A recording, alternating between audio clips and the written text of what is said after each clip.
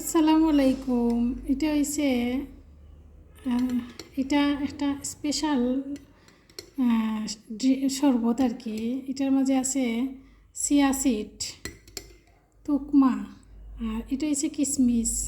আর এটা লাল লাল যেটার ওয়াব জানা, এটা হচ্ছে বিটরুটের পাউডার বানাইছিলাম আমি। এর আগে একটা ভিডিও দিছিলাম, বিটরুটের পাউডার করিয়া পাউডার বানাইছিলাম। ওটা পাউডার একটু দিয়া মানে ওটার সাথে মিক্সড করিয়া ইফতার আগে ড্রিঙ্কস আকারে খাইলে আর কি, তখন এটা ভালো। এটা পেটর লাগি, হজম শক্তির লাগে, এটা শরীরের লাগে অনেক ভালো উপকার। আপনারা একবার বানাইয়া খাইয়া ট্রাই করতে পারেন, দেখবা শরীরের লাগে অনেক ভালো। এটা গ্যাস্ট্রিকের পরে পেটের জন্য, পেতা, এভরিথিং ইজ ভালো আর কি।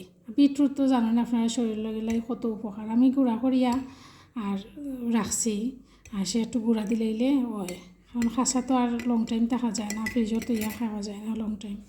তাই আমি এটা শুকনা গুঁড়া করছি। ভালো থাকবা সবাই, আসসালামু আলাইকুম।